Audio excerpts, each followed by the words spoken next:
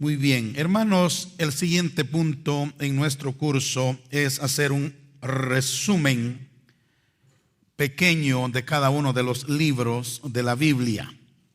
Así es de que vamos a comenzar en esta noche con el resumen de el primer segmento de la Biblia, que es el Pentateuco. Gloria al Señor. Sabemos que los primeros 5 libros de la Biblia le llamamos el Pentateuco, los judíos le llaman la Torá, y están compuestos de Génesis, Éxodo, Levítico, Números y Deuteronomio.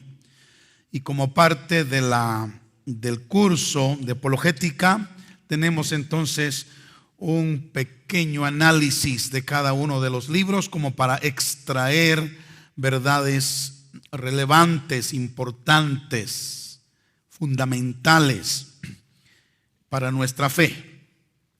Así es de que comenzamos el segmento del Pentateuco con el primer libro, Génesis, y vemos que Génesis es el libro de los comienzos o de los principios y describe magistralmente la obra de la creación. Algunos no creyentes afirman que el universo vino a existir como resultado de una tremenda explosión. Ustedes seguramente han escuchado esa teoría, la teoría del Big Bang. Pero es una teoría realmente ridícula. Es una teoría realmente ilógica. Porque aún los niños pequeños entienden que las explosiones no crean algo en orden y algo con diseño. Todo lo contrario, las explosiones solo dan como resultado caos, confusión, destrucción. Amén. Sin embargo, el universo fue creado con un diseño perfecto. Amén. Y con una exactitud y una simetría extraordinaria que requirió, hermanos, el tener una mente genial, una mente sabia diseñándolo. La creación ha sido un evento que ha sido ampliamente debatido en medio de la humanidad, pero debería quedar claro para cualquier persona inteligente que las cosas no ocurren simplemente como los evolucionistas nos quieren hacer creer. Las cosas no suceden así de por sí. Amén. Por ejemplo, la teoría del Big Bang, que es esa que enseña que una explosión y luego se formó el universo. Esa teoría tiene tanta lógica como creer que nosotros tenemos una caja con 4 millones de letras y agarramos esos 4 millones de letras y las tiramos al aire y luego caen convertidas ya en un libro. ¿Sería lógico eso? Pero eso es lo que están diciendo los evolucionistas, que todo fue ¡boom! Y cayó ordenado todo. No, la verdad es que, digamos, un automóvil que tiene aproximadamente 5,000 piezas. Imagínense usted tirar esas 5,000 piezas, ¡boom! Y que caiga un automóvil ya bien hecho. Eso es ilógico, ¿verdad? Es ilógico.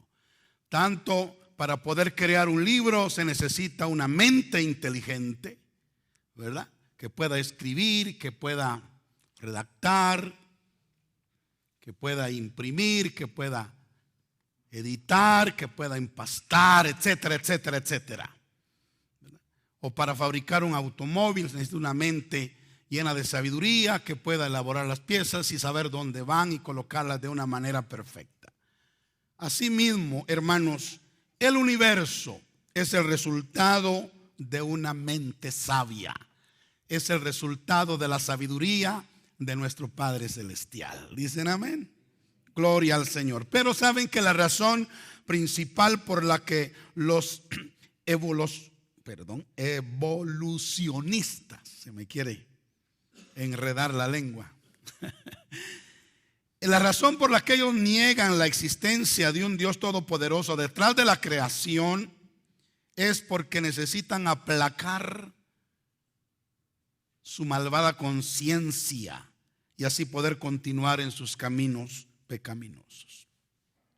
Ahora, un dato científico maravilloso respecto a la creación y específicamente respecto a nuestro planeta Tierra es que nuestra Tierra, en su posición actual, está a una proximidad perfecta del Sol, a una distancia perfecta del Sol.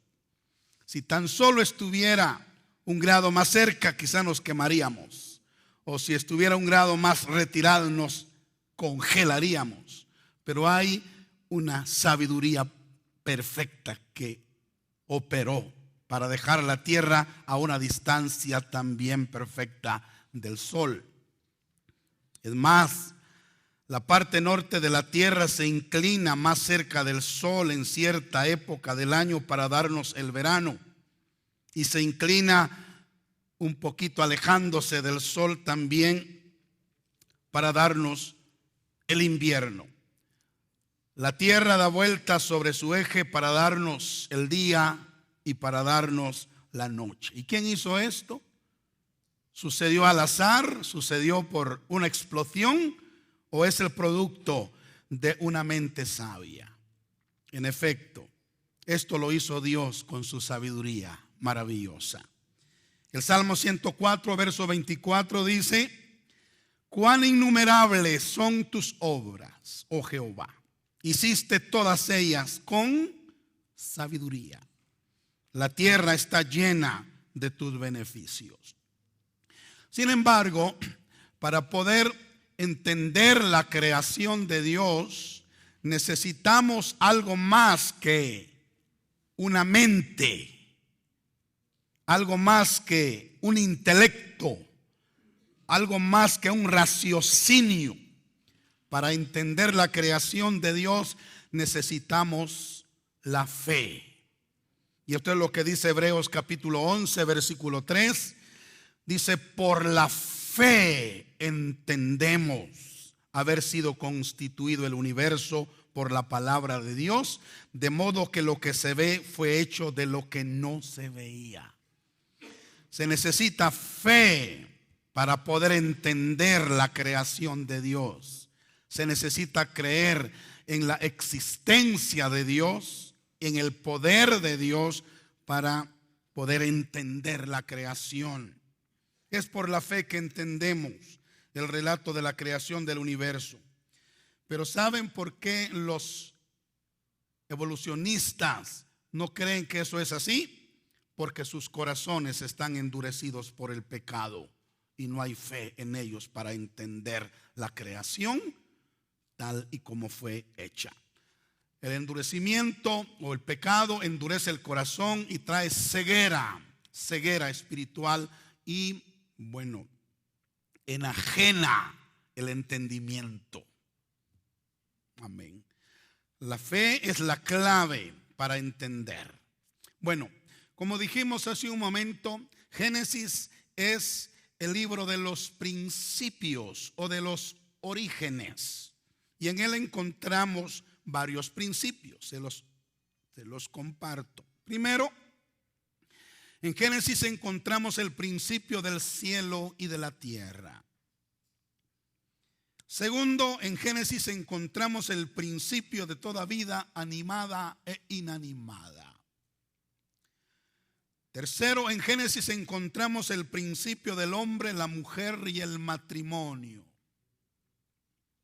Cuarto, en Génesis tristemente encontramos el principio del pecado del hombre.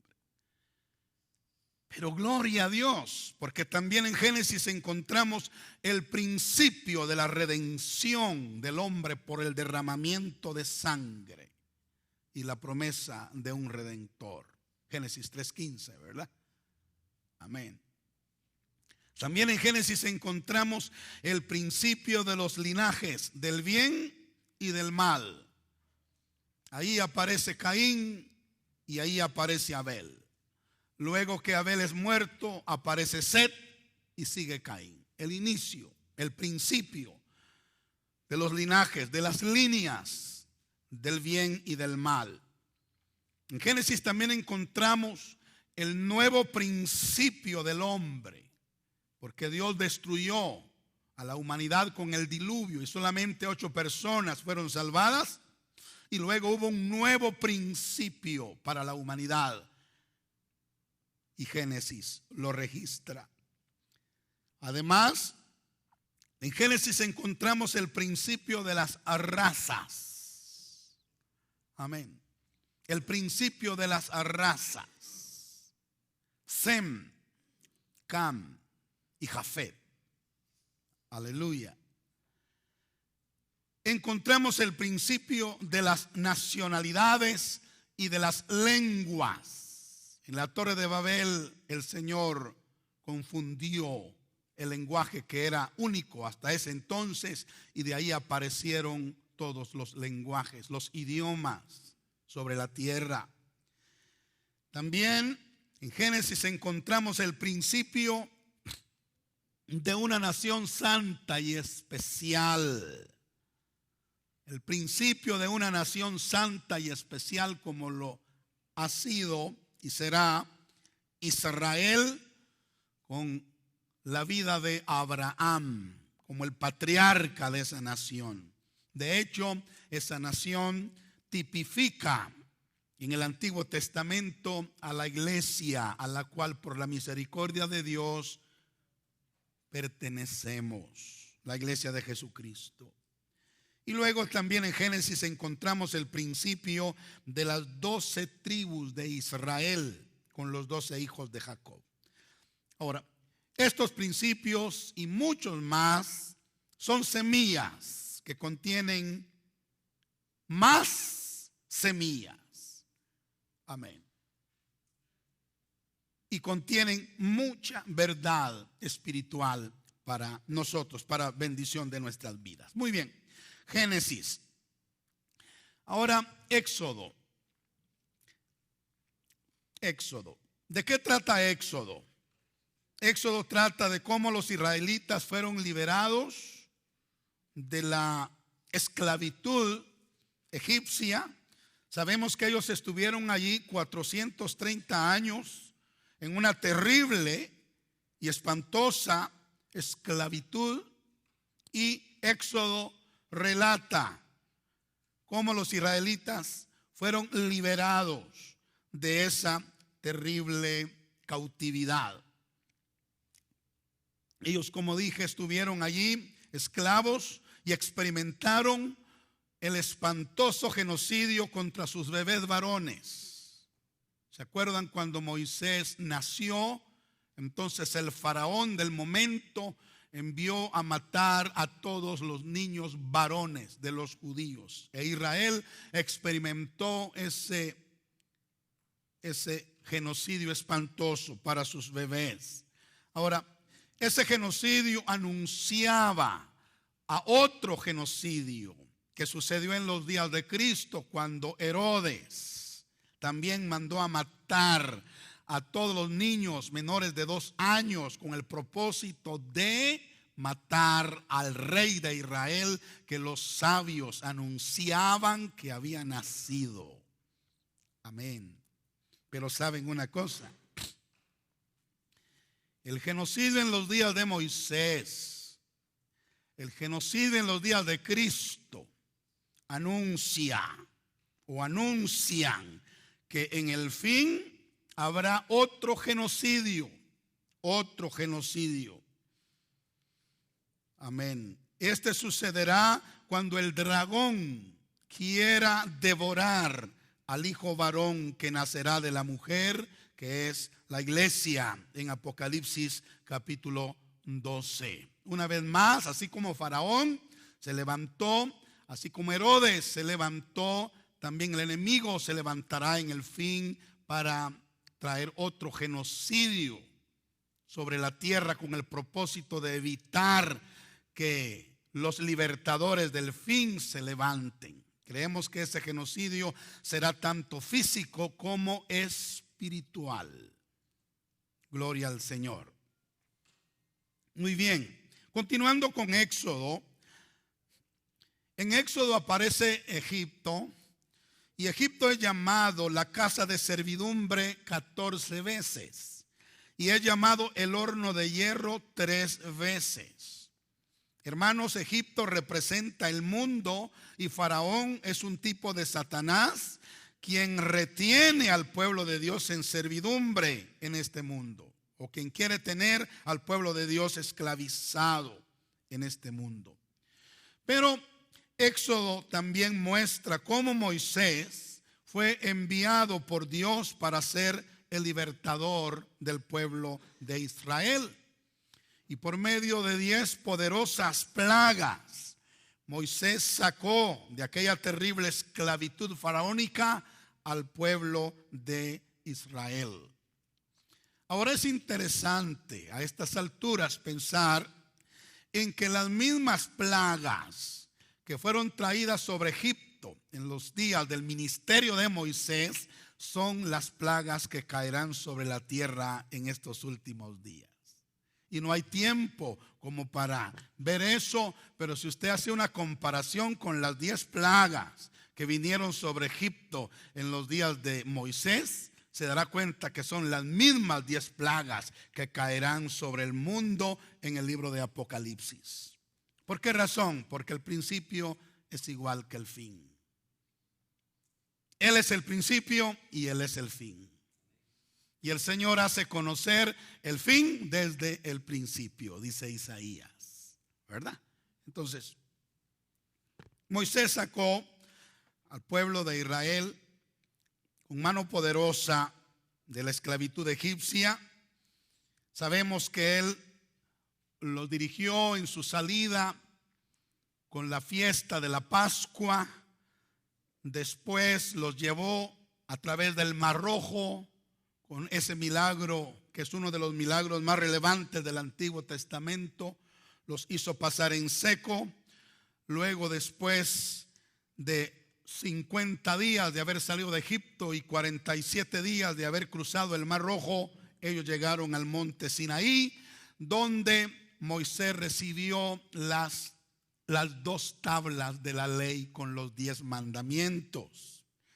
Amén, que son la base. Los 10 mandamientos son la base para las leyes de la humanidad. Y Moisés la recibió ahí en el monte Sinaí. Pero no solo eso, sino que también recibió el diseño del tabernáculo que debían hacer para que Dios morara entre ellos. Bueno, en Éxodo, básicamente lo que yo veo, hermanos, es el poder de Egipto y el poder de Dios. Yo veo ahí los 2 poderes.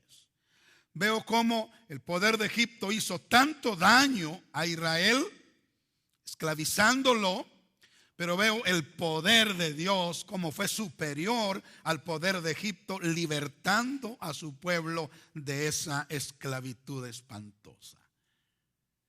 ¿Me estoy explicando? Vemos el poder del mundo, el poder de Egipto y el poder de Dios. Y algo que yo veo es también que el poder de Dios en Éxodo lo veo centralizado en un elemento. En un elemento. Y es en la sangre. En la sangre de la Pascua, del Cordero Pascual. Todo el poder de Dios se concentra en ese elemento. Porque la fiesta que domina no solo Éxodo, sino que domina el Antiguo Testamento es la fiesta de la Pascua, en la que el Cordero muere y la sangre es derramada. Todas las victorias victorias que se ven en el Antiguo Testamento están basadas sobre la Pascua. ¿Cuántos dicen amén? Y solo permíteme adelantarme un poquito. Ahora en el Nuevo Testamento, todas las victorias que se obtienen están basadas sobre otra fiesta, la fiesta de Pentecostés. Están basadas sobre el poder del Espíritu Santo.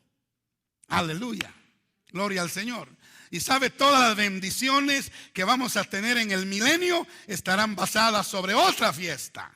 ¿Cuál será?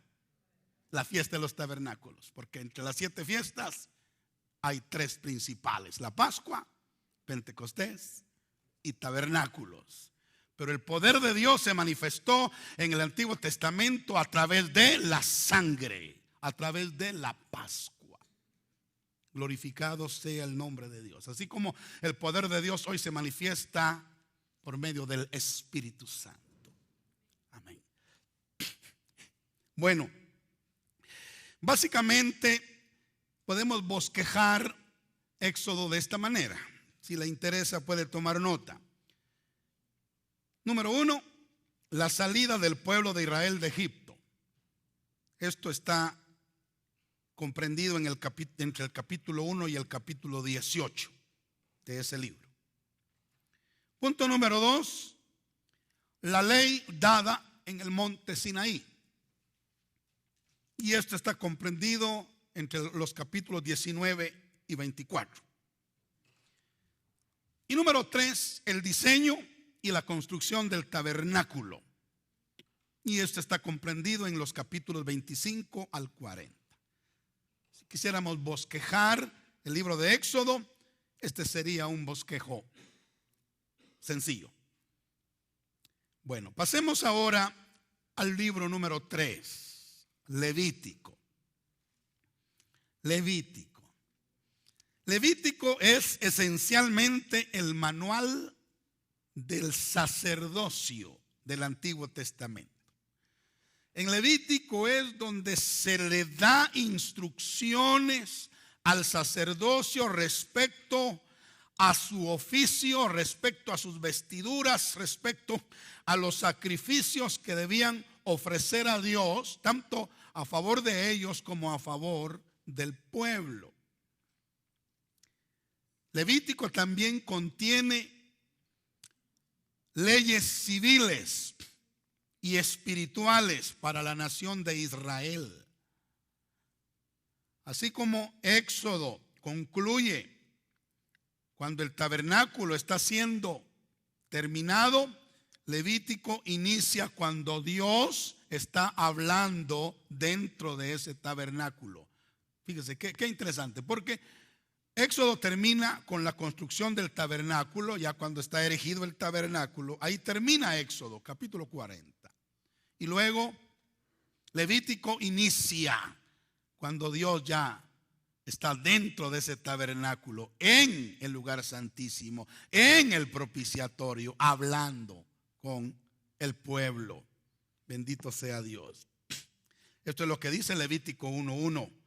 Dice, y habló con Moisés, habló con él desde el tabernáculo de reunión. Gloria a Dios. Muy bien, entonces el libro de Levítico, escuchen, es el libro de la santidad, hermanos. El libro de Levítico es el libro de la santidad. Yo me quedé impresionado cuando me puse a escudriñar ese tema en Levítico.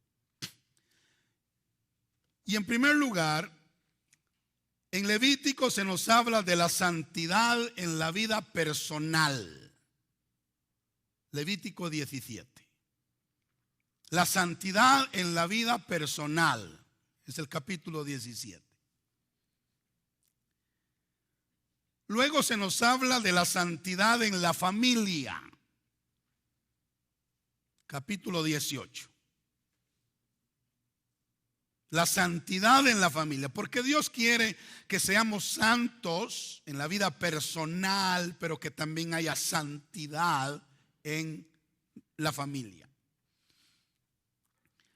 También en Levítico se nos habla sobre la santidad en las relaciones sociales, cuando nos relacionamos con otras personas. Capítulos 19 y 20. Santidad en las relaciones sociales. En cuarto lugar, en Levítico se nos habla de la santidad en el sacerdocio. Dios quería que su sacerdocio fuera santo, y en Levítico se nos habla de la santidad en el sacerdocio, capítulos 21 y 22.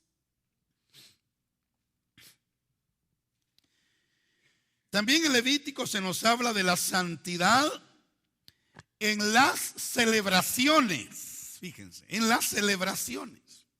Porque como ya hemos dicho, habían por lo menos 7 celebraciones principales.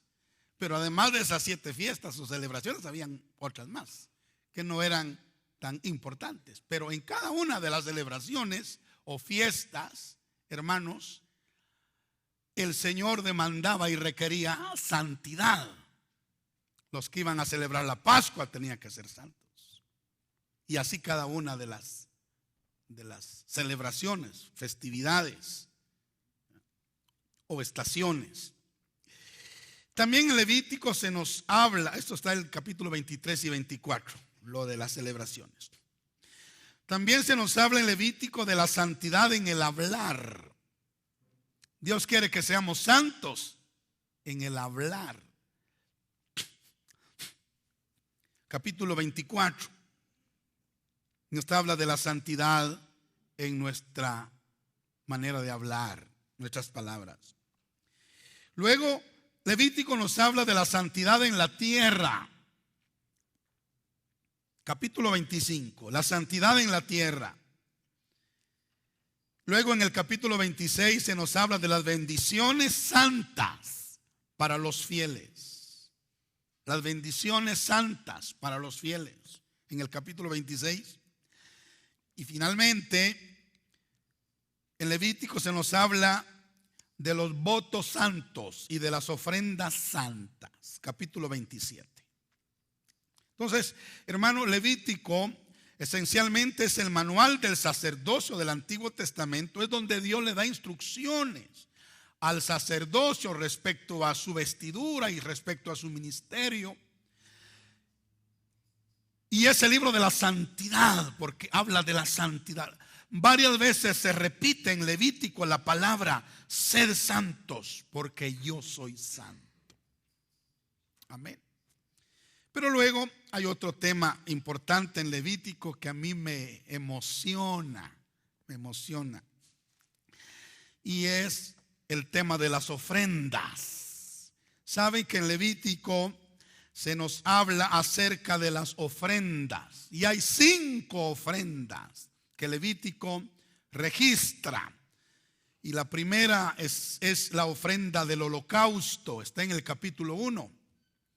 La segunda es la ofrenda de la oblación, está en el capítulo 2. La tercera es la ofrenda de paz, que está en el capítulo 3. La cuarta es la ofrenda por el pecado, que está en el capítulo 4. Y la quinta es la ofrenda por la culpa, que está en el capítulo 5. Y hermanos, yo les animo a estudiar los primeros 5 capítulos de Levítico y poder entrar a esos capítulos con el entendimiento de cada una de esas ofrendas. Amén. Cada una de esas ofrendas. La primera es el holocausto. La segunda es la oblación. La tercera es la ofrenda de paz. La cuarta es la ofrenda por el pecado. Y la quinta es la ofrenda por la culpa. Y saben una cosa, Cristo cumplió cada una de esas ofrendas. Él fue el holocausto. Él fue la oblación. Él fue la ofrenda de paz. Él fue la ofrenda por el pecado. Y Él fue la ofrenda por la culpa. Estamos completos en Cristo. Le animo a estudiar. Bueno, ya en el próximo año vamos a estudiar Levítico una vez más. Hace como 3-4 años que Recibimos Levítico y vamos a volver a recibirlo, donde se estudian estas 5 ofrendas maravillosas. Amén. Pero además de esto, en Levítico encontramos las 7 fiestas solemnes de Jehová. Capítulos 23 y 24. Ahí encontramos las 7 fiestas solemnes de Jehová. Capítulo 23 y 24. ¿Cuáles son las 7 fiestas solemnes? La Pascua, los panes sin levadura, la fiesta de las primicias, la fiesta de Pentecostés, la fiesta de las trompetas, el día de la expiación y la fiesta de los tabernáculos. Levítico 23 y 24 nos muestran las 7 fiestas, y eso es una enseñanza maravillosa. Solo le dejo oír un poquito de sabor, para que una probadita para que se interese en las 7 fiestas. Las 7 fiestas son análogas a las 7 parábolas del reino de Mateo 13. Las 7 fiestas también son análogas al mensaje de las 7 iglesias del Apocalipsis. O sea, el mensaje de las 7 fiestas es el mensaje de las 7 parábolas del reino, y es el mensaje de las 7 iglesias de Apocalipsis. Bendito sea el nombre del Señor. Y eso lo encontramos en el libro de Levítico. Pero es más, un poquito más de miel para nosotros. Saben que las 7 fiestas nos hablan de los 7 pasos que debemos dar, o de las 7 estaciones que debemos experimentar para llegar a la perfección. Amén. Bueno, es una maravilla esto, hermanos. Sigamos adelante y miremos qué tiene Números para nosotros.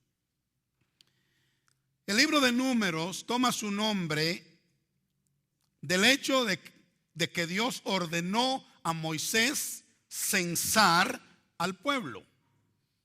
Números. Dios quería números. ¿Verdad? Por eso le ordenó a Moisés censar al pueblo. En Números capítulo 1 versículo 2 dice: tomad el censo de toda la congregación de los hijos de Israel por sus familias, por las casas de sus padres, con la cuenta de los nombres, todos los varones por sus cabezas. Ahora, Números registra el número, valga la redundancia. Números registra el número de los varones de Israel de 20 años para arriba, que salieron de la esclavitud de Egipto. Amén. Pero no solamente narra esto, sino también registra muchos sucesos históricos. Narra los 40 años del viaje de Israel por el desierto, desde el monte Sinaí hasta las llanuras de Moab. Está lleno de emocionantes victorias y de tristes derrotas también del pueblo de Israel, de triunfos para unos y de fracasos para otros. Pero el libro de Números tiene muchas verdades y está lleno de mucha instrucción para nosotros. Les señalo los temas principales del libro de Números. Y tal vez lo esencial, como dije hace un momento, de ahí es que toma su nombre, Números. Lo esencial de ese libro son los 2 censos que Dios ordenó a Moisés hacer. El primer censo fue cuando ellos salieron de la tierra de Egipto. Cuenta los varones de 20 años para arriba, ¿cuántos hay? Y el segundo censo fue cuando ellos estaban entrando a la tierra prometida. Amén. Y mire qué interesante, porque Números capítulo 1, versos 46 y 47 nos da la cifra de los varones que salieron de Egipto. Y ahí lo tenemos, mire, fueron todos los contados 603,550. cuenta. Pero los levitas, según la tribu de sus padres, no fueron contados entre ellos. Dios tenía cierta, como digo, cierta una actitud especial hacia los levitas, y para él era algo especial esa tribu, algo especial. Entonces no fueron contados con todos. Pero notemos cómo salieron 603,550 el primer censo. Ya cuando estaban terminando la travesía por el desierto, hubo el otro censo. ¿Quieren ver cuántos estaban en el otro censo? Números 26:51. Números 26:51. Dice, este es el segundo censo. Dice, estos son los contados de los hijos de Israel. 601,730. Entonces salieron 603,550 y entraron 601,730. Lo que nos dice esto es que el Señor casi repuso a todos los que se murieron en el desierto, porque de esos 603,550, creo que solo unos poquitos quedaron, y todos los demás se murieron. Pero el Señor recuperó a los muertos del desierto, y al final él tenía más o menos la misma cantidad. También, hermanos, en Números encontramos la bendición sacerdotal, y esta es una de las riquezas del libro de Números. Queremos leer esa bendición en Números capítulo 6, versículo 22. Números capítulo 6, versículo 22.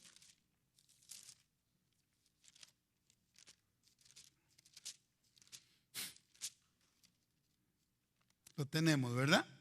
Esta es la bendición sacerdotal. Dice, Jehová habló a Moisés diciendo, habla a los hijos de Aarón, habla a Aarón y a sus hijos y diles, así bendeciréis a los hijos de Israel, diciéndoles, Jehová te bendiga y te guarde.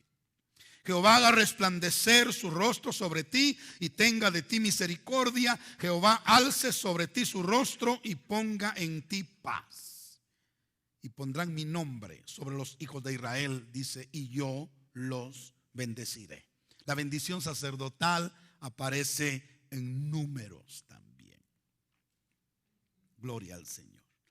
Pero no solamente aparecen bendición, no solo aparece bendición en el libro de Números. Hermanos, esta bendición sacerdotal es algo lindísima, y nosotros debiéramos bendecir a nuestros hijos y a los miembros de nuestras congregaciones constantemente con esta bendición, porque de hecho somos sacerdotes en el hogar, ¿o no? Y debiéramos usar la bendición sacerdotal para bendecir a nuestros hijos. Somos sacerdotes, ministros del altar en la iglesia, y debiéramos usar esa bendición para bendecir a la congregación. Amén. Pero saben que en Números también encontramos cosas, así como cosas lindas, cosas espantosas. Porque en Números encontramos la rebelión de Coré, Datán y Abiram y su compañía. Es Números capítulo 16. Sí, todos sabemos, conocemos esa historia. Coré, Datán y Abiram se rebelaron contra Dios y contra la autoridad que Dios había establecido, en ese caso Moisés. Y Moisés tuvo la oportunidad de manifestar, de mostrar mansedumbre, y lo hizo y pasó el examen de la mansedumbre.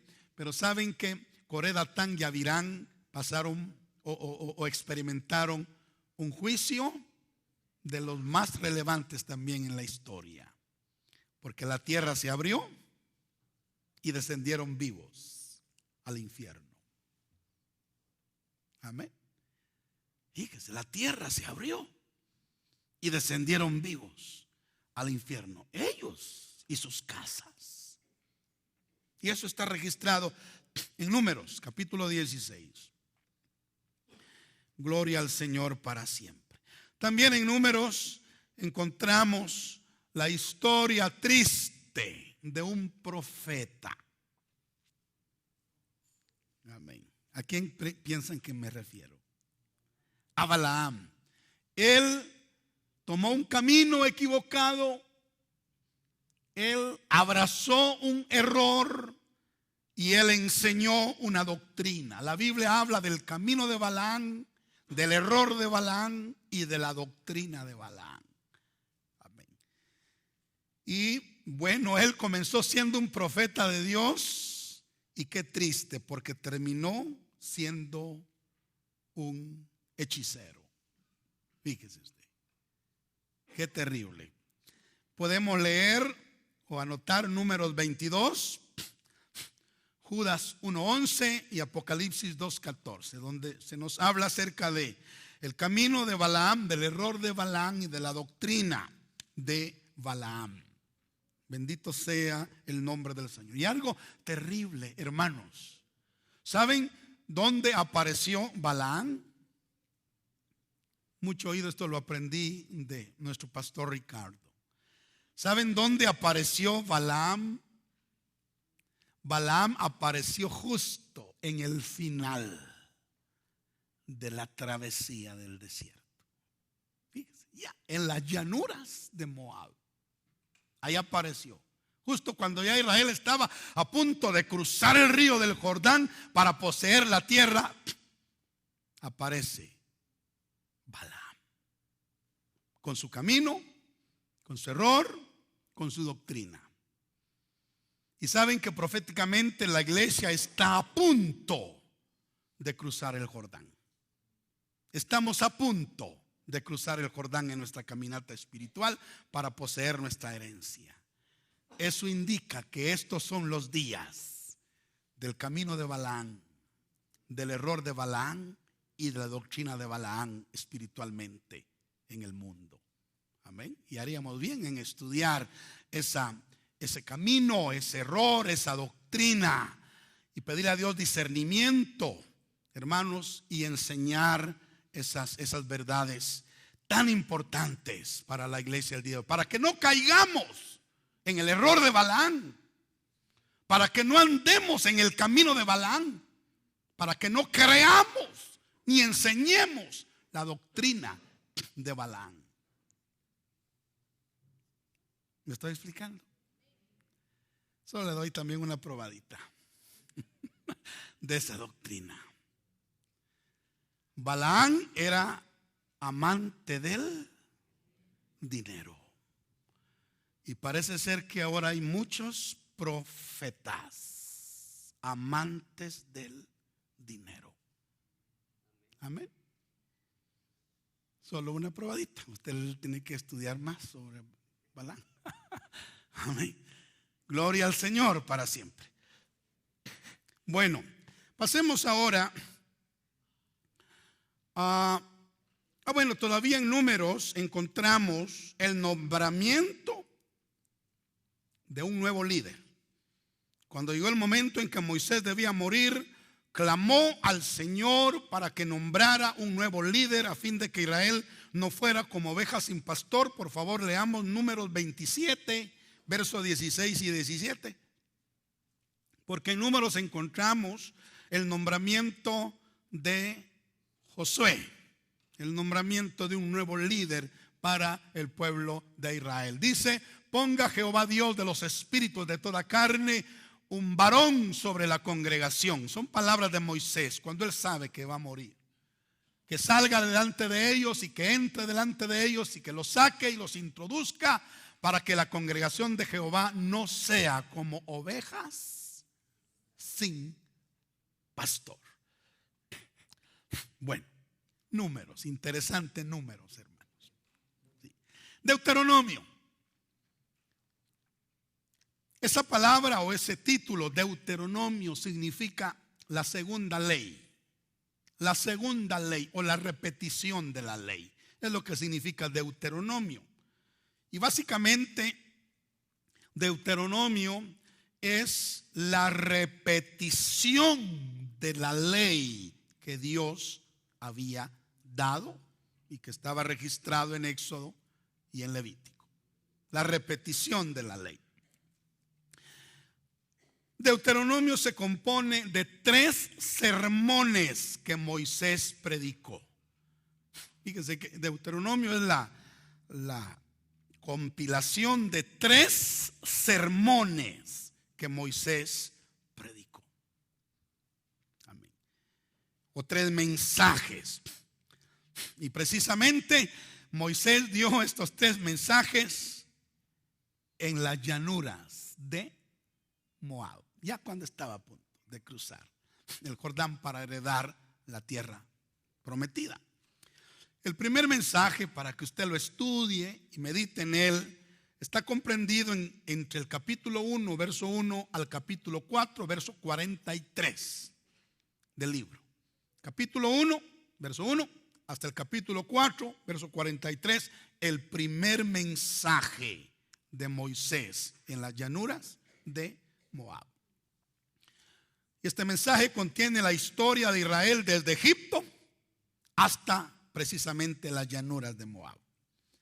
Y en ese mensaje hay una exhortación a avanzar desde el monte Sinaí, hasta la tierra prometida. Hay ánimo de parte de Dios, empujando al pueblo a avanzar, a no quedarse dando vueltas en el monte Sinaí, sino avanzar hacia Canaán. Gloria a Dios. El segundo mensaje está comprendido entre el capítulo 4, verso 44, hasta el capítulo 28, verso 68. Es el segundo mensaje que Moisés predicó ahí en las llanuras de Moab. Y ahí es donde contiene la repetición de la ley. Se repiten los 10 mandamientos allí. Se exhorta a amar al Señor, que es nuestra justicia. Se exhorta al pueblo a ser santo, como ya se les había dicho en Levítico, a ser santo.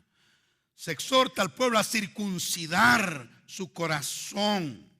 Se explica, en ese segundo mensaje Moisés explica el propósito por el cual Dios los hizo pasar por ese inhóspito desierto. Moisés lo explica en su segundo mensaje. Y también en ese mensaje Moisés da instrucciones, mire qué belleza, da instrucciones a Israel de qué deben hacer cuando entren a la tierra. Amén. Instrucciones de qué deben hacer cuando entren a la tierra. Alabado sea el nombre del Señor.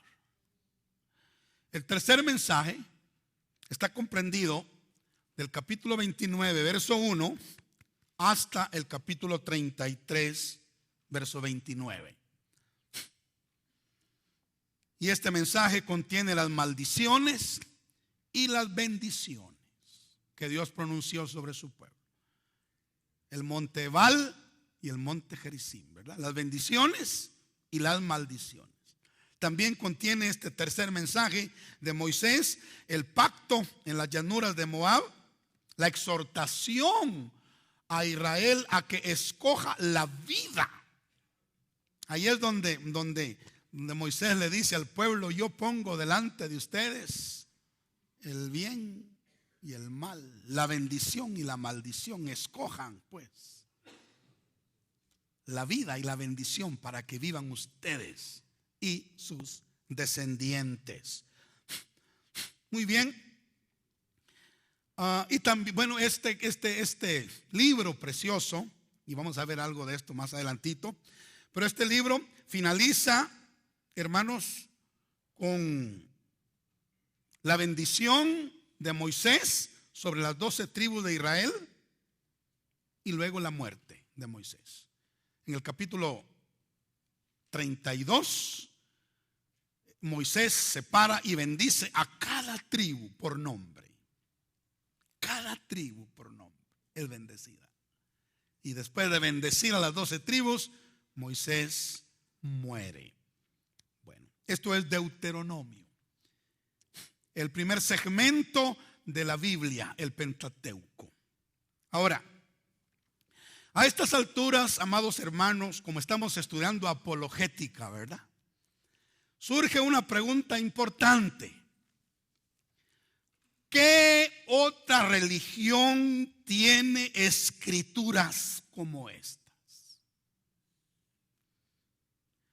¿Qué otra religión tiene escrituras como estas que revelan la creación de la humanidad de manera tan detallada, tan clara y sencilla que hasta un niño la puede entender?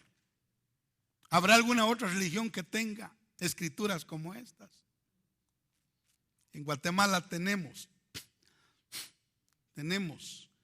el famoso libro del Popol Vuh, ¿verdad? Que trata de narrar la historia de la creación, pero es más complejo que saber qué. Difícil de entender. Pero sabe, la historia de la creación en la Santa Biblia es tan sencilla que hasta un niño la puede entender. ¿Cuántos dicen amén? No hay ninguna otra religión que tenga escrituras como las que tenemos nosotros, como las que están en la Biblia. ¿Qué otra religión o culto en el mundo tiene escrituras que revelan tan exactamente los acontecimientos de una nación con cientos de años de anticipación? ¿Dónde está la religión que tiene escrituras que anuncian acontecimientos con cientos de años de antelación? ¿Dónde está? No hay. No hay. Sin embargo, la bendita palabra de Dios tiene eso. Anunció con siglos de antelación cosas que se han cumplido al pie de la letra en la nación de Israel. ¿Qué otra religión o credo contiene escrituras que instruyan al hombre acerca de vivir de una manera santa, justa, moral ante Dios y ante los hombres, como lo hace la Santa Biblia, como lo hacen las Sagradas Escrituras? Hermanos, no hay en el mundo ningún otro libro que haga esto. Solo la Santa Biblia, solo las Sagradas Escrituras. Alabado sea Dios. Bueno, pasemos ahora a ver el segundo segmento de la Biblia. Ya vimos el primero, pequeño resumen del Pentateuco. Pero ahora vayamos al segundo segmento. A este segmento le llamamos los libros históricos. Los libros históricos. Y este segmento comienza con el libro de Josué. Este libro nos habla del líder que sucedió a Moisés y que llevó a los hijos de Israel a través del río del Jordán y que los introdujo a la tierra de Canaán, y que durante 7 años él estuvo conquistando allí a los enemigos de Canaán y que tuvo el privilegio de repartirles la tierra a las tribus de Israel. El libro de Josué dice esto.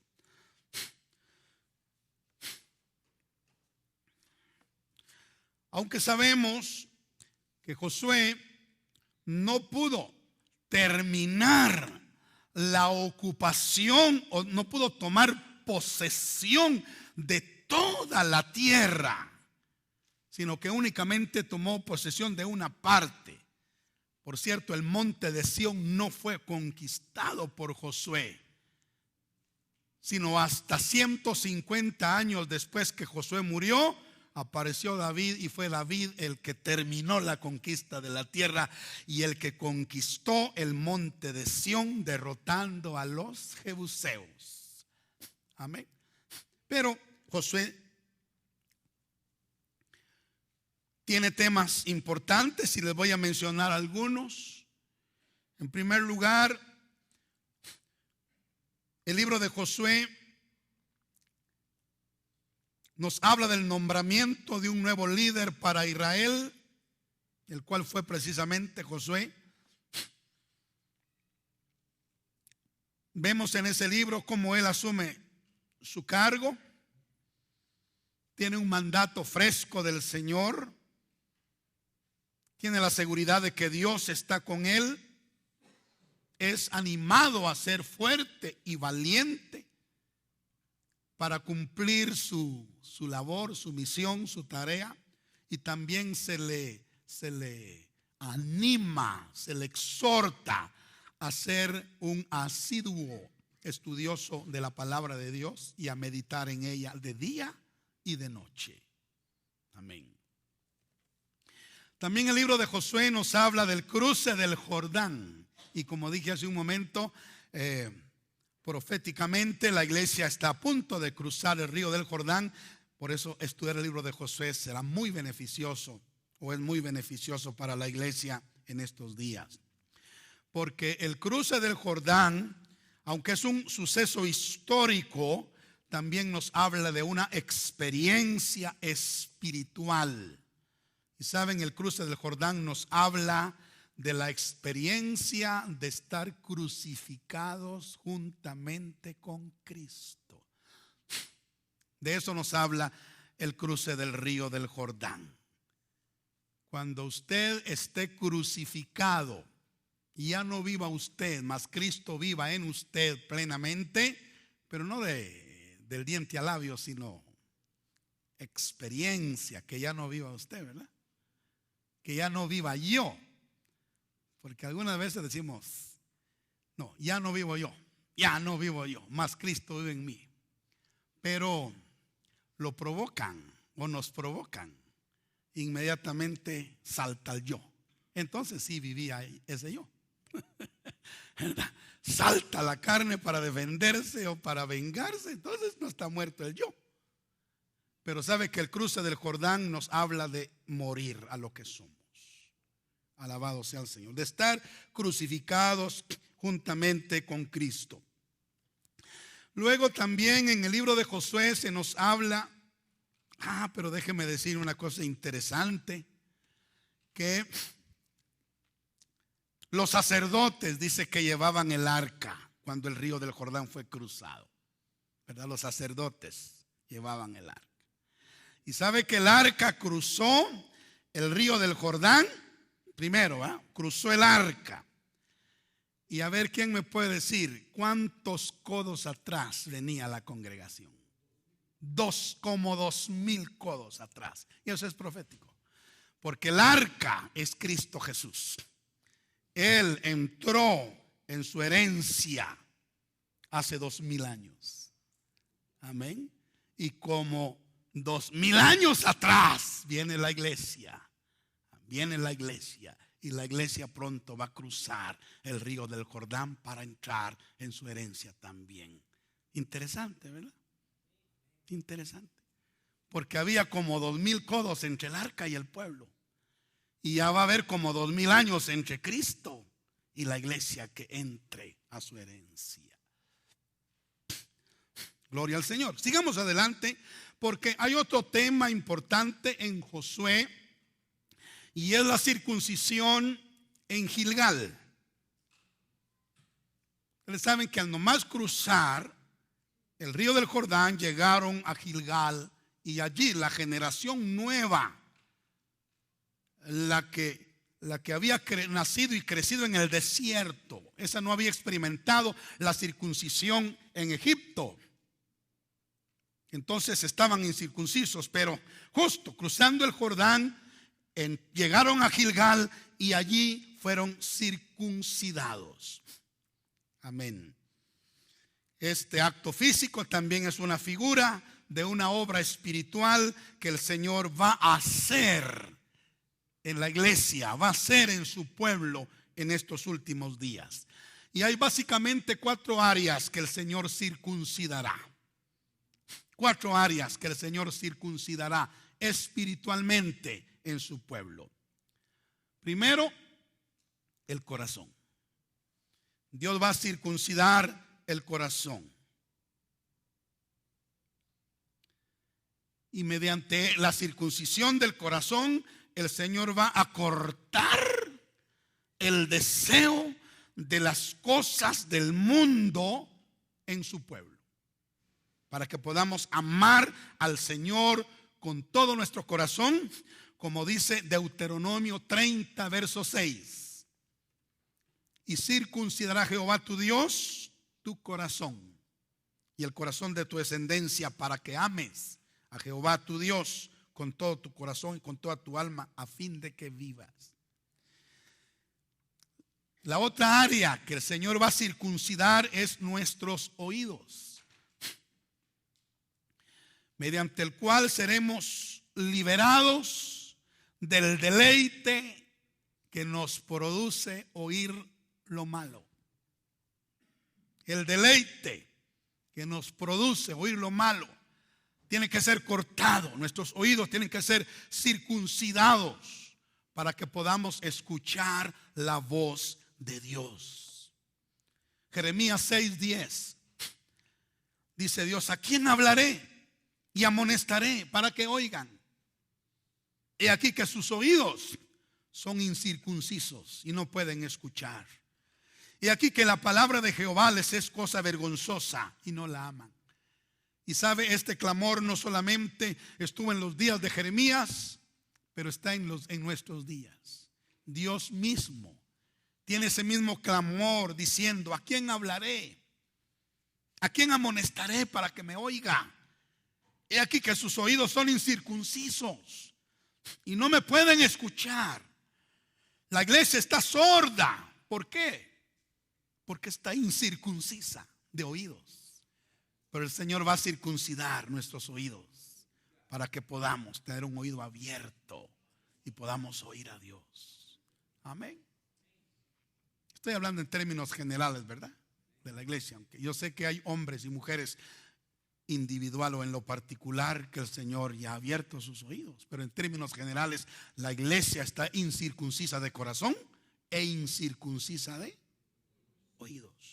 Pero lo que viene es la circuncisión de Gilgal para la iglesia. Alabado sea el Señor. La otra área de circuncisión son nuestros labios. Mediante la circuncisión de nuestros labios, el Señor cortará toda mentira y todo engaño, y seremos capacitados para hablar como oráculos de Dios, como mensajeros de Dios. En Éxodo capítulo 6, versículo 12, dice: y respondió Moisés delante de Jehová: he aquí los hijos de Israel no me escuchan. ¿Cómo pues me escuchará Faraón siendo yo torpe de labios? Y comparando esta escritura con Primera de Pedro capítulo 4 verso 11, dice: si alguno habla, hable conforme a las palabras de Dios. Si alguno ministra, ministre conforme al poder de Dios, para que en todo sea Dios glorificado por Jesucristo, a quien pertenecen la gloria y el imperio por los siglos de los siglos. Necesitamos la circuncisión de nuestros labios para que nos convirtamos en heraldos de Dios, en mensajeros, en oráculos de Dios, en vasos a través de los cuales Dios hable, y que sea cortado de nosotros la palabra humana, el engaño, la mentira, etc. Y la cuarta área de circuncisión, pues es nuestra propia caminata. Dios quiere circuncidar nuestro corazón, Dios quiere circuncidar nuestro oído, Dios quiere circuncidar nuestros labios y Dios quiere circuncidar nuestra caminata. Amén. Nuestra manera de vivir en términos completos. nuestra caminata. ¿Cómo es nuestra caminata hasta el día de hoy? Hermanos, si somos honestos, si somos sinceros y si somos humildes, nos daremos cuenta que nuestra caminata hasta el día de hoy ha sido una caminata carnal. Amén. Perdone si aquí hay alguien espiritual, pero en términos generales nuestra caminata ha sido una caminata carnal. Amén. Ahora, la Biblia dice que los que andan conforme a la carne no agradan al Señor. Amén. No agradan al Señor. Para agradar al Señor tenemos que andar conforme al Espíritu. Entonces el Señor tiene que cortar esa carne de nuestra caminata para que ya no andemos conforme a la carne, sino que andemos conforme al Espíritu. Amén. Bueno, entonces vemos que es que hay tanta cosa linda acá. Otro tema de Josué son las batallas por la tierra. Josué tuvo que pelear batallas importantes para desalojar a los enemigos que poseían la tierra que Dios les había dado por herencia. Y hermanos, como cristianos nosotros también debemos pelear batallas espirituales contra enemigos espirituales para poseer nuestra herencia espiritual. Alabado sea Dios. Otro tema relevante en el libro de Josué es el pecado de Acán. ¿Se recuerdan de Acán? El Señor había dado instrucciones estrictas respecto a la conquista de Jericó, que ningún israelita debía tomar algo del botín de esa ciudad conquistada. Amén. Sino que todo debían quemarlo. Pero ¿qué hizo Acán? Él desobedeció y tomó un gran manto babilónico y un lingote de oro y se quedó con ello. ¿Qué pasó? Saben que acababan de conquistar Jericó. Los muros habían caído, la ciudad había sido conquistada y era una ciudad poderosa, pues Jericó era una ciudad amurallada. Sin embargo, cuando Dios se manifestó, ellos conquistaron fácilmente Jericó. Pero no obedecieron el mandato de Dios de no tomar nada del anatema. Acán lo tomó. Y luego la segunda ciudad para conquistar, ¿cómo se llamaba? Hai. Entonces iban para allá y Josué dijo: miren lo que Dios nos ha dado victoria sobre Jericó. Es un imperio aquí fortificado y Hai es una ciudad pequeña, así es de que no vamos a sacrificar a muchos hombres, vayan pocos hombres allá. ¿Y qué si cuando llegan los de Hai los resisten, los doblegan y los hacen huir avergonzados y matan 36 hombres todavía? Y Josué dice: ¿qué pasó? ¿Por qué ganamos contra este gigante y perdimos contra este pequeño? Y el problema había sido el pecado de Acán. Esta historia está registrada en Josué y, hermanos, nos muestra cuán importante es un hombre en el pueblo de Dios. Amén. Un hombre puede ser determinante para llevar al pueblo de Dios adelante o puede ser determinante para hacer que el pueblo de Dios se detenga. Amén. Su vida es sumamente importante y la vida de cada uno de los miembros de la iglesia es sumamente importante. Gloria al Señor. Ahora, ellos perdieron 36 hombres y este número 36 es un múltiplo de 12, ¿verdad? 12 más 12 más 12, 36. Y el número 12 nos habla de gobierno y el número 3 nos habla de la divinidad, de la deidad. Por lo que entendemos que el gobierno divino había decretado la derrota de Israel debido al pecado de Acán. Fíjense que una sola persona había podido traer la ira de Dios contra su pueblo. Qué peligroso. Amén. Eclesiastés 9:18, mire qué interesante versículo. Eclesiastés 9:18, mejor es la sabiduría que las armas de guerra, pero un pecador destruye mucho bien. Eso pasó con Acán, ¿verdad? Uno destruyó mucho bien. Amén. Gloria al Señor. Bueno, hay otro tema lindo en Josué, no quisiera dejarlo pasar, y es la división de la tierra. ¿Saben que en el libro de Josué encontramos la división de la tierra, la repartición de la tierra? Josué repartió a cada tribu su porción, su porción.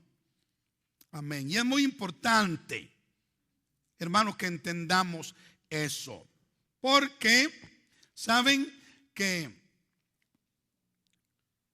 Israel es la sombra, la iglesia es Israel es el tipo, la iglesia es el antitipo, el cumplimiento del tipo. Entonces, así como Israel recibió su herencia, cada tribu recibía su herencia, su parte, su territorio. Así, hermanos, cada uno de nosotros tiene una herencia particular. Amén. Cada uno de nosotros tiene una herencia particular. Aleluya. Y puede ser que su herencia no sea mi herencia, que sean diferentes. Amén. Pero ¿quién es el que decide qué herencia es para qué persona? Salmo 47, versos 3 y 4 dice: Él, hablando del Señor, someterá a los pueblos debajo de nosotros y a las naciones debajo de nuestros pies. Y dice que Él nos elegirá nuestras heredades. Él nos va a elegir nuestras heredades. Y es importante que nosotros recibamos una revelación. Oigan esto, es importante que nosotros le pidamos a Dios una revelación de nuestra heredad. Señor, ¿cuál irá a ser mi herencia? ¿O cuál es mi herencia? ¿Cuál será mi heredad? ¿Cuál será la porción de mi herencia? Que le pidamos a Dios revelación sobre la parte de la tierra que Él quiere darnos, la parte de la herencia, la parte de nuestra Canaán espiritual. ¿Sabe para qué?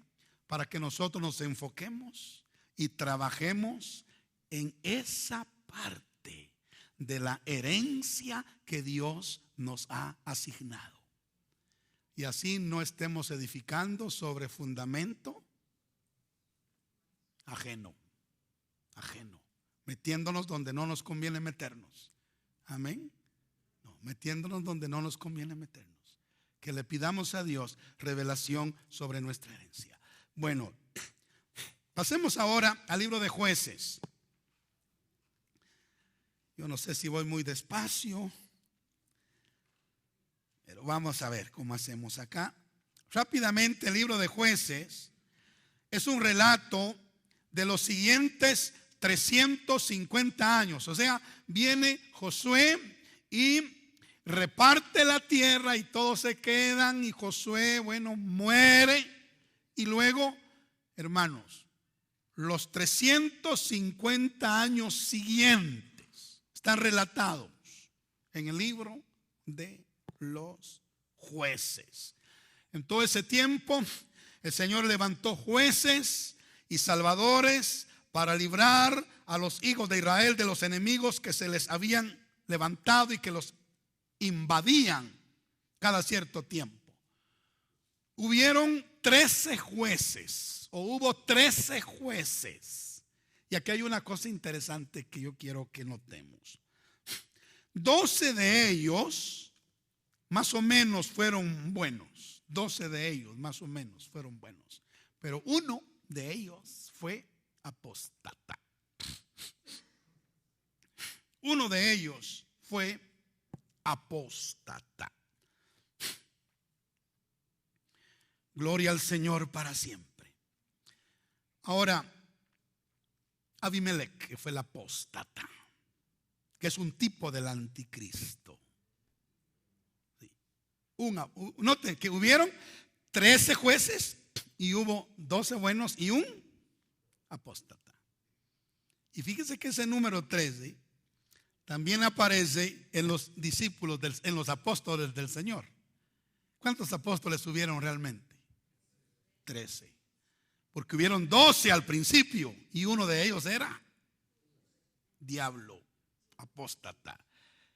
Y él tuvo que ser evidenciado y sacado, y luego el Espíritu Santo añadió a Matías, que fue contado con los apóstoles, dice Hechos, ¿verdad? 13 apóstoles. Bueno, 13 jueces, 12 buenos y un apóstata. 13 apóstoles, 12 buenos y un apóstata. Ahora, si yo les preguntara, ¿cuántas tribus de Israel registra la Biblia? ¿De veras? 13, fíjese, 13 tribus. ¿Y por qué 13? Pues solo habían 12 hijos, pero a uno de ellos, a José, se le dio la doble porción. Y el hijo de José, los hijos de José, Manasés y Efraín, fueron contados como tribus de Israel. Entonces hay 13 tribus. Pero ¿sabe usted que hay una tribu apóstata? La tribu de Dan es la tribu apóstata. Permítame, esto no estaba en mis notas, este versículo, pero quiero buscarlo rápidamente. Vamos a ir a buscar la palabra profética que se le dio a las 12 tribus de Israel en el capítulo 32 de Deuteronomio. Vamos a ver si ahí encontramos lo que se le dijo a Dan, o es en Génesis 49, pero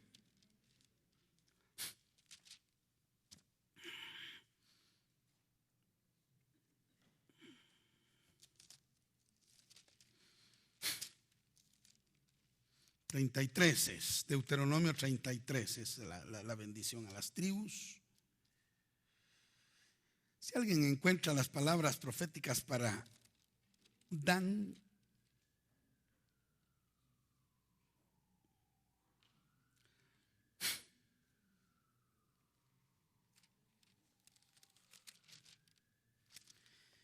si no, vamos a Génesis capítulo 49. 49, 22 a 33, 22 de Deuteronomio.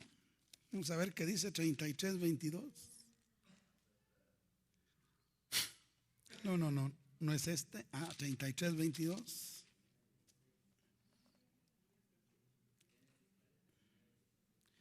Génesis 49, ¿qué?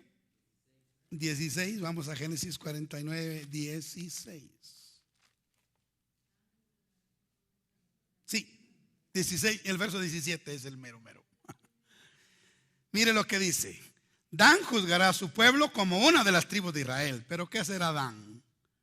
Será Dan serpiente junto al camino, víbora junto a la senda, que muerde los talones del caballo y hace caer hacia atrás al jinete. Qué bendición, ¿verdad? Yo no quisiera esa bendición por nada. Será Dan serpiente junto al camino, víbora junto a la senda. O sea, Dan es la tribu apóstata. Regresando entonces al libro de los jueces, vemos que hubo 13 jueces, 12 de ellos buenos y uno apostató de la fe. Además de esto, este libro relata 7 ciclos de sucesos que se repitieron por un periodo de 350 años. Amén. Y había un ciclo repetitivo, hermanos, en Israel por esos 350 años. El ciclo consistía en esto: los hijos de Israel estaban ahí en paz, luego se rebelaban contra Dios de alguna forma, Dios levantaba un enemigo para castigarlos. Luego ellos en la angustia se arrepentían y clamaban a Dios pidiendo misericordia. Dios levantaba un juez para que los librara. Eran librados y volvían a la paz. Y luego volvían a pecar y hacían lo mismo, lo mismo. Estuvieron en ese ciclo repetitivo por 350 años. Interesante lo que pasó con el pueblo. Pero no solo con el pueblo, no solo de ahí aprendemos la reincidencia y la disciplina del Señor con los reincidentes. Y que bueno, hermanos, el Señor no juega con el pecado, el Señor disciplina. Pero además de esto, otra lección que aprendemos del libro de los Jueces es que estos hombres, aunque fueron levantados por Dios como libertadores, lamentablemente no todos guardaron las leyes de Dios y muchos de ellos trajeron deshonra al Señor. Lo que nos muestra que ser llamado y escogido por Dios es un privilegio maravilloso, pero es una gran responsabilidad. Y no solo debemos ser llamados y escogidos, sino que debemos ser hallados fieles. Bueno, siguiendo con los libros históricos, llegamos al libro de Ruth. Este es un pequeño libro que contiene la historia de una viuda moabita que acompañó fielmente a su suegra Noemí desde Moab a Israel. Ruth se casó con un hombre muy rico, un potentado llamado Booz, que era del linaje de David. Y eventualmente Ruth se convirtió en la bisabuela de David.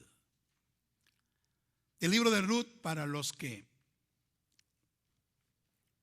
les interese, el libro de Ruth fue escrito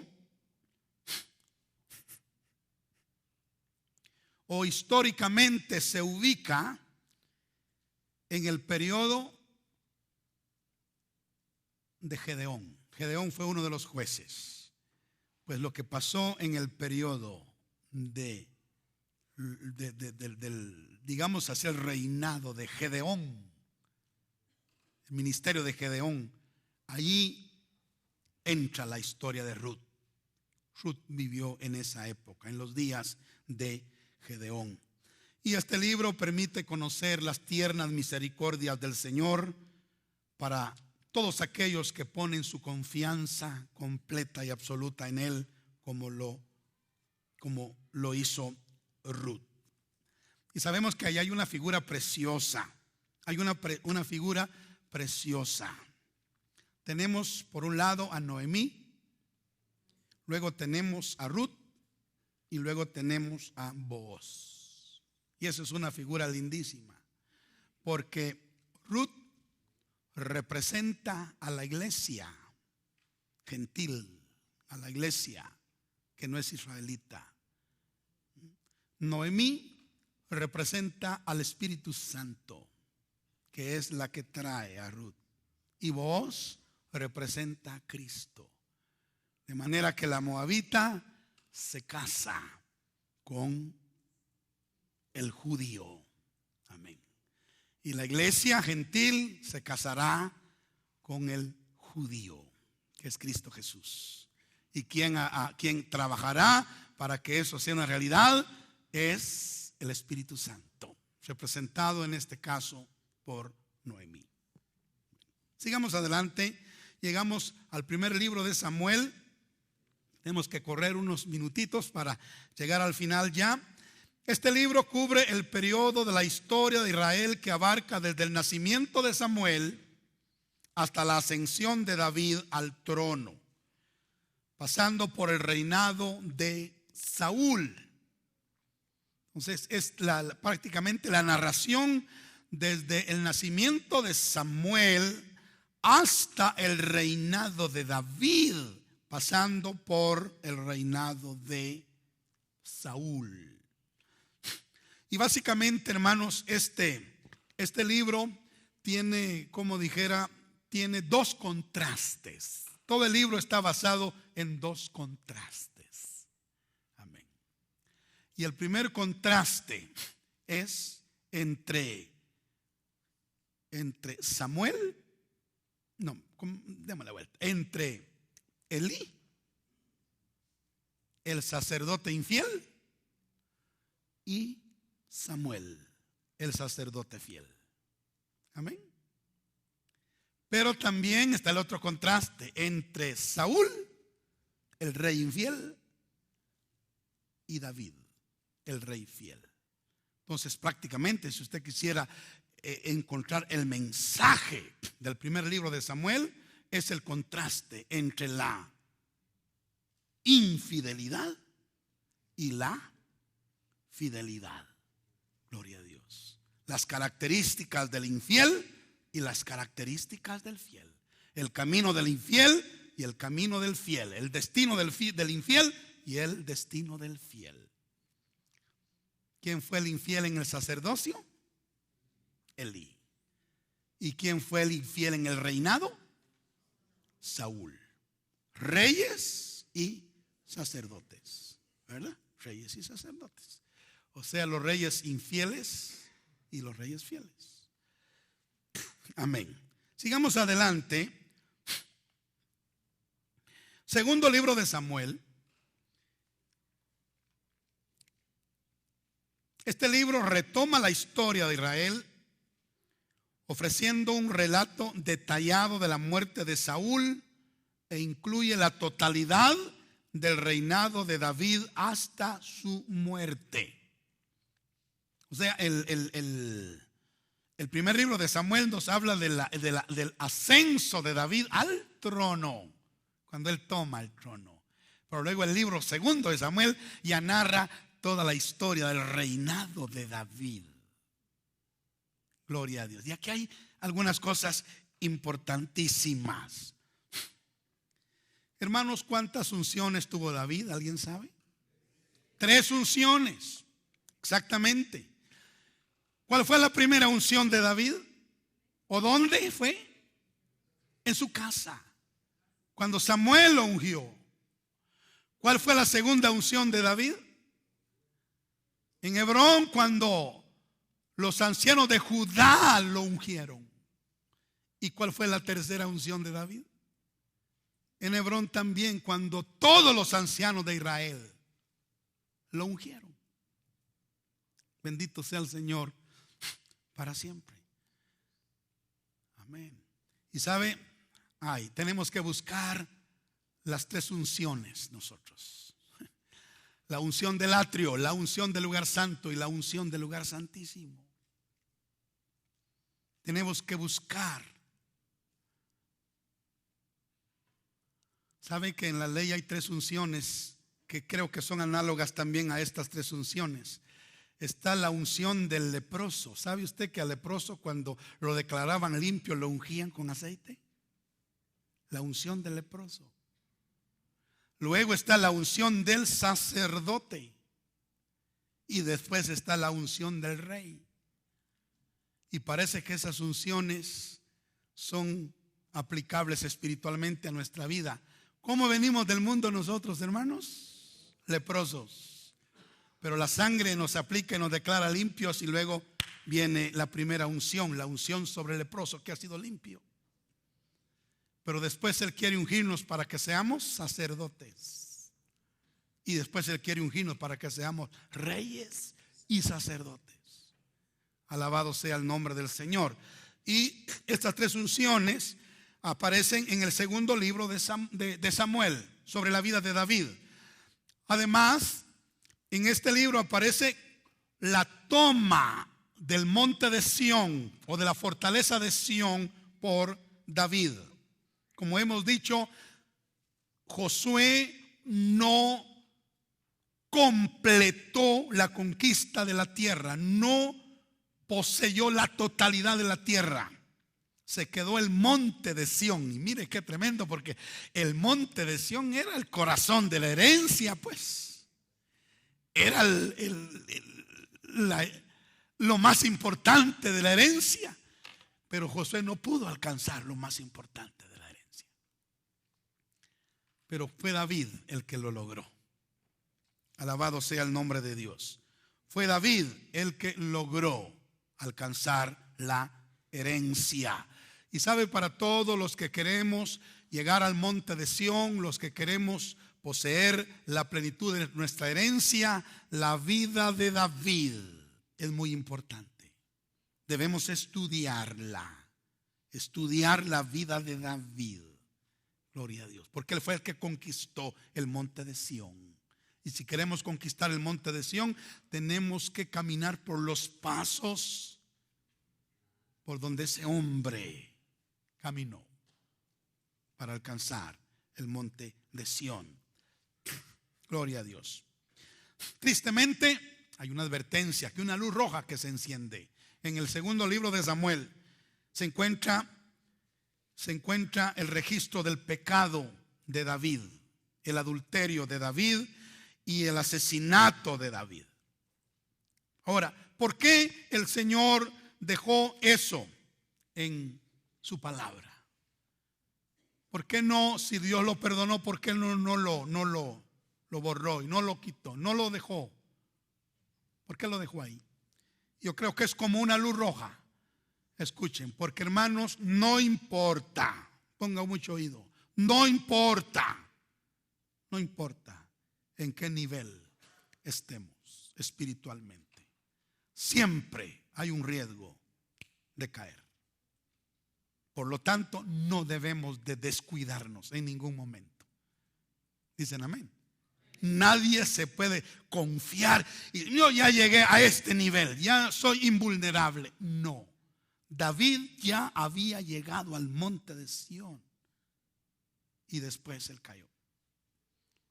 Amén. Entonces, no importa en qué nivel espiritual estemos, siempre debemos tener mucho cuidado de nuestra vida, porque el riesgo está latente. Amén. Bueno, nos vamos a detener acá. Bendito sea el Señor, dándole gracias a Él. Por favor, incline su rostro un momentito, porque quiero decirle que David, aunque ya había alcanzado un nivel espiritual alto, él falló. Y no porque David fuera el rey, y no porque David fuera un alabador, y no porque David fuera un gigante en la fe, Dios no lo disciplinó.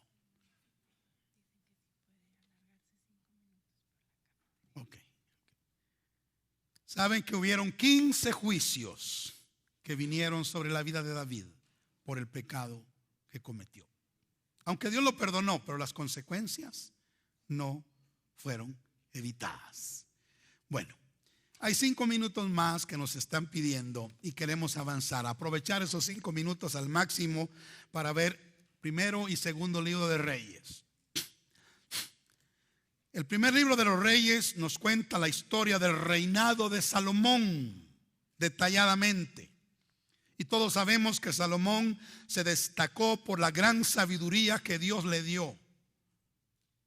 Pero también el primer libro de los Reyes registra el rompimiento del reino. En el inicio del reinado de Salomón, Israel estaba unido. Reino del norte, reino del sur, no había solo un reino. Pero en los días de Salomón, por su extravío, al nomás morir Salomón, Roboam toma el reino y el reino se le divide. Jeroboam se queda con 10 tribus al norte y a Roboam solamente le dejan 2 tribus en el sur. Y esto está registrado en el libro primero de Reyes. Pero también en este libro encontramos la descripción de la gran sabiduría que Dios le dio a Salomón. Tan es así que los reyes de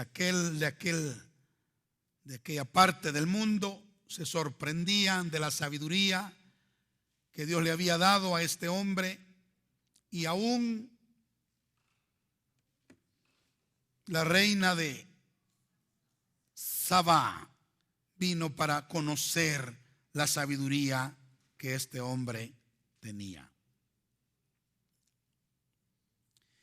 Ahora, el libro primero de los Reyes nos muestra los caracteres de los reyes del norte y los caracteres de los reyes del sur. Hay un curso especial y completo sobre los reyes de Israel y los reyes de Judá, donde se nos enseña acerca de las vidas de estos reyes. El segundo libro de los Reyes, históricamente, cubre los reinados restantes de los monarcas del reino del norte, desde Ocosías hasta Oseas.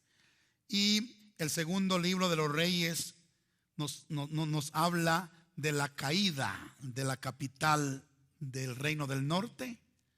¿Cuántos saben cómo se llamaba la capital del reino del norte? Samaria, correcto. Y el segundo libro de los Reyes nos habla de la caída de Samaria por la invasión asiria en el año 722 antes de Cristo. Esto está revelado en el segundo libro de los Reyes. Ahora, esto es muy importante y me voy a detener acá. El reino del norte cayó en el año 722 antes de Cristo. Los asirios vinieron y devastaron el reino del norte, porque el reino del norte era más perverso que el reino del sur. En comparación con los reyes del norte, los reyes del sur eran fieles, aunque no eran muy, pero en comparación con los otros eran fieles. Y sabe que Dios retuvo el juicio por lo menos 150 años para Judá, porque Samaria fue destruida en el 722 y Judá no, se quedó ahí. En el 586, ya que Judá se había corrompido también como su hermana mayor, Israel, entonces Dios hizo venir en el 586 antes de Cristo la invasión babilónica. La invasión babilónica, que los llevaron, estuvieron 70 años en Babilonia y después regresaron después de los 70 a la era de la restauración y todo eso, lo que pasó ahí. Pero saben que Israel, las 10 tribus, nunca regresaron. Y si ustedes han oído hablar de las 10 tribus perdidas, creo que se refiere a esa época cuando ellos fueron dispersados por todo el imperio asirio y el territorio del reino del norte fue ocupado por gente de diferentes naciones que estaban bajo el imperio asirio. Enviaron gente para Samaria a vivir a Samaria, y entonces se hizo la mezcla entre algunos judíos que se habían quedado ahí rezagados en Samaria y todas las gentes impías y gentiles que vinieron de las diferentes naciones que estaban bajo el imperio asirio, y se hizo la mezcla. Por eso es de que cuando Cristo vino, los judíos no se llevaban con los samaritanos, porque los consideraban una mezcla y no los consideraban sangre pura. Amén. Todo eso viene del segundo libro de los Reyes.